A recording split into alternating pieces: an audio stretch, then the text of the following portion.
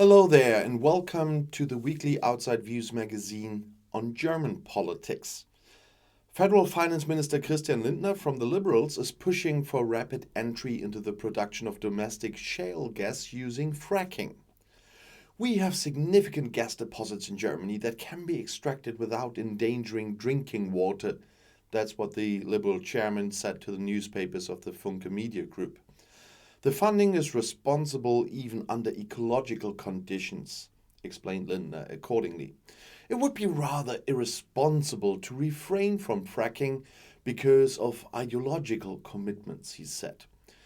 The Funke newspapers quote Lindner as saying that environmentally friendly fracking is possible at several locations in Germany. We have to move quickly to production. I'm confident that in a few years we will be able to cover a relatively large demand from domestic gas sources. It is advisable to do this when you look at the development in the world, Lindner says. Fracking uses chemicals and pressure to extract natural gas contained in layers of the earth. Since 2017, the exploitation of gas deposits in slate and coal seam layers has been banned in Germany because this is considered a threat to the groundwater, among other things. The economy and the parties FDP, CDU, CSU, and AfD have recently repeatedly called for this ban to be lifted. And the CDU, that's the Christian Democrats, is threatening to block the law introducing citizen income, the so-called Bürgergeld, in the Bundesrat, the Federal Council, which is subject to approval. CDU General Secretary Mario Chaya told the Tagesspiegel newspaper that the plans would not be approved in their current form. I assume that we will have to talk about it in the mediation committee, said Chaya. Chaya criticized the plan to introduce high levels of social security. A family of four should still be entitled to basic income with a personal allowance of 150,000 euros, while another young family works hard and pays taxes to finance the public benefit. That is deeply antisocial and hurts all the principles of a social market economy. Those who work must have more than those who can work and don't. It also creates the wrong incentives to take on the heating costs in full. The Mediation Committee is a body of the Federal Parliament and the Federal Council, the Bundestag and the Bundesrat, that is intended to find a consensus if laws passed by the Bundestag do not find a majority in the Bundesrat. There has been a dispute in the ongoing legislative process for a long time, which is why it's unclear whether the so-called traffic light coalition can push through the reform as planned. In the Bundesrat, they depend on votes from the camp of the union states. A blockade could also affect the already tight schedule. January 1st is planned for the start, and citizens' income or Bürgergeld is intended to replace the previous Hartz IV basic securities. In a speech at the CSU party conference in Augsburg, CDU party leader Friedrich Merz advocated increasing the standard rates, but sharply criticized the other plans. As a result of the reform, regular employment will make no sense at all for many people, he says. After consultations on Friday, the Federal Council asked the traffic light government to make improvements. The Bundestag wants to deal with the law on November 10th in the second and third reading. After that, it's up to the Federal Council, the Bundesrat, again. And the CSU, the Christian Social Union, has asked the federal government to prohibit the planned sale of the Dortmund company Elmos chip production to the Swedish subsidiary of a Chinese state-owned company. The CSU delegates agreed almost unanimously to an emergency motion submitted at short notice at the CSU party conference in Augsburg in Bavaria on Friday. The federal government is examining a takeover of Elmos chip production by the Swedish competitor Silex, which is a subsidiary of the Chinese group Sai Microelectronics. The German newspaper Handelsblatt had reported that the government would probably allow the takeover. In contrast to the dispute over the entry of the Chinese state shipping company COSCO at a terminal in the port of Hamburg, there should be agreement between the Federal Chancellery and the Federal Ministry of Economics. The chip technology from Elmos is outdated and there is no risk of know-how leaking out. That's what the Handelsblatt reports. The Federal Office for the Protection of the Constitution advised against the takeover, though. It's not just about know-how, but also about production capacities. And according to this, China is making targeted purchases in industries in order to be able to pressure on individual countries. Elmos announced at the end of 2021 that it would part with its production at the headquarters in Dortmund. Silex is to take over the plant and the supplies for 85 million euros. With the sale, Elmos, which mainly produces for the automotive industry, wants to give up its own production and instead buy its chips from contract manufacturers. And due to incorrect calculations, several armaments projects from the 100 billion euro package will have to wait for the time being, and the Army and the Navy are affected. According to media reports, Defense Minister Christine Lambrecht from the Social Democrats has postponed 6 armaments projects that were to be financed from the special fund to improve the equipment of the Bundeswehr. Among other things, the procurement of armored personnel carriers, naval ships, and reconnaissance aircraft is affected, reported by the newspaper Welt am Sonntag and the magazine Spiegel unanimously. Accordingly, Lambrecht reacted to criticism from the Federal Court of Auditors. The federal government launched the 100 billion euro special fund after the start of the Russian war of aggression against Ukraine. It is intended to eliminate massive equipment shortages in the Bundeswehr in order to strengthen them in national and alliance defense. For this purpose, the government had presented a list of dozens of armaments that are to be procured. According to reports, the Deputy General Inspector, Lieutenant General Markus Laubenthal, announced on Friday in the Budget and Defense Committee of the Bundestag, that's the federal parliament, that 6 initially planned armaments projects would be cancelled for the time being and placed on a waiting list. The Army and especially the Navy are affected. According to information from Spiegel, the budget politicians first found out about it before the responsible persons in the Bundeswehr. Accordingly, the procurement of a successor model for the Fuchs armored transport vehicle of the Army is being postponed. The Navy had to do without a 5th and 6th frigate of class 126, and the number of corvettes 130 will be reduced from 10 to 6. The submarine defense system IDES is to be further developed, but procurement has also been postponed. In addition, the number of Boeing P-8 Poseidon maritime patrol aircraft is to be reduced from 12 to 8. And finally, an unspecified sub-project in the rebuilding of a close-range protection against threats from the air. The reason for the deletions are technical errors in the procurement list initially created by the ministry. Accordingly, the Federal Court of Auditors had criticized in an interim report for the budget deliberations in the Bundestag that the plans presented for the special budget had significant deficiencies and had to be fundamentally revised. According to the information, the spending limit of 100 billion euros was significantly exceeded, and price increases and interest for the debts taken out for the special fund were not taken into account. But I'm not surprised by this defense minister. She's a catastrophe. According to the reports, the 6 deleted projects are now being transferred from the special fund to the regular budget. However, it's rather unlikely that funds for procurement would become available there.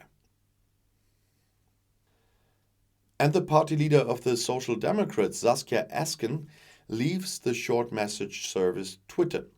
According to her own statements, she was active there for 10 years. I had good debates and actions with many. That's what she wrote on Thursday in this network. She was also able to meet some of the other users in real life. Nevertheless, she will now leave Twitter. That's how she wrote it. She explains the step in more detail in a guest article published by the newspaper Zeit if you want to know more and do read German. There she expresses fundamental criticism of the structures of the social media used by millions of people. These only superficially serve to connect users. In reality, the users there are mere goods and are reduced to data, habits, and preferences. According to Esken, this has far-reaching negative consequences for the society. The economy of attention and outrage that we're experiencing on social media today is damaging our political culture, she said. Hatred and disinformation threaten social cohesion and democracy. Meanwhile, the platforms have no interest in changing these dynamics as they use them economically, she says. The political attempts to regulate the corporation have more or less come to nothing, she says. These developments are particularly evident on Twitter, and it's interesting she's not the first from them to leave. And the top secret NSU files of the Hessian Office for the Protection of the Constitution are now public. The German ZDF magazine Royal and the portal Ask the State leaked the documents on Friday evening, as the moderator Jan Böhmermann announced. Originally, the authorities had put a long blocking period on the files. Initially, it was 120 years, and then the period was reduced to 30 years. The so-called National Socialist Underground, or NSU, murdered 10 people across Germany between 2000 and 2007. The fact that neo-Nazis were behind the crimes only emerged when two perpetrators, Uwe Mundlos and Uwe Böhnhardt, committed suicide in 2011 and left behind videos of their confession. The investigators had not previously assumed that there had been connections to the right-wing extremist scene. The failure of the authorities resulted in a crisis in German security policy. The interior minister at the time and today's prime minister of Hesse, Boris Rhein from the Christian Democrats, therefore ordered the investigation in 2012. In 2014, the Office for the Protection of the Constitution then submitted a 250-page report to the Hessen Ministry of the Interior. In it was an evaluation of what the Secret Service agents had received from 1992 to 2012 on tips on the extreme right and how they have dealt with them. The files were assigned the highest case class that exists in Hesse, a 120-year blocking period. This was later lowered to 30 years. And it was only in 2017 that MPs from the left found out that the report existed at all. They were already demanding publication at the time. A petition to release the documents found more than 130,000 signatures. The now public NSU files from Hesse now seem to show that the Office for the Protection of the Constitution has been collecting information for years. The authority had neither an overview of its inventory, nor did the information collected always have consequences. That was the ZDF magazine Royal and Ask the State wrote on a specially set up website. They suspect self-protection by the authority behind the secrecy. Many see the originally imposed 120-year blocking period as proof that the Hessian Protection of the Constitution must have made much worse mistakes than they have previously admitted, says the website. The Office for the Protection of the Constitution is said to have had indications that neo-Nazis were being armed, which, however, were not pursued further. In 2014, when the report was created, more than 500 documents were missing. There are now only around 200 left. And according to the report, there was hardly any information about the NSU itself, even if the names of Uwe Mundlos, Uwe Böhnhardt and Beate Zschäpe appear several times. However, there is no information in the files about possible whereabouts or acts, according to the website. However, a final judgment cannot be derived from this. There were simply too many documents missing. However, the NSU files also contain information about Stefan Ernst, who later murdered Kassel's district president Walter Lübcke. The Office for the Protection of the Constitution had already determined in 2009 that he was to be assessed as aggressive and violent. Earlier armaments were also noticed.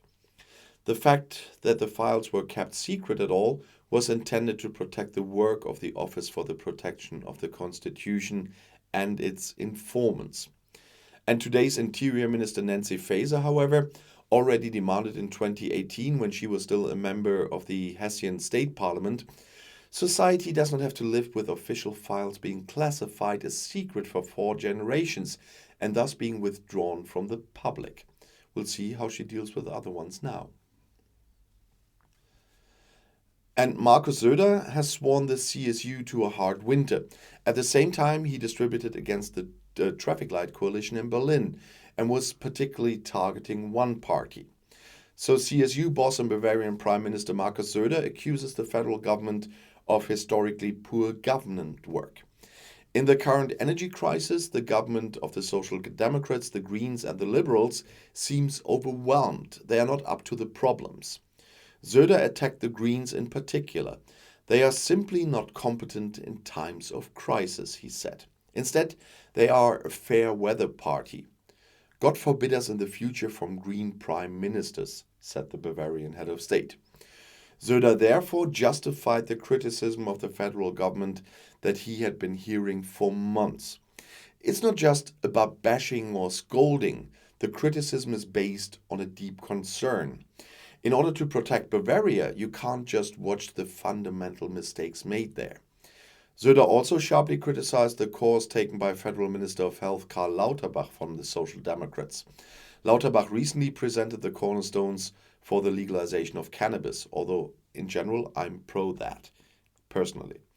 In his keynote speech, the CSU leader swore his party to a hard winter and at the same time promised a stable course.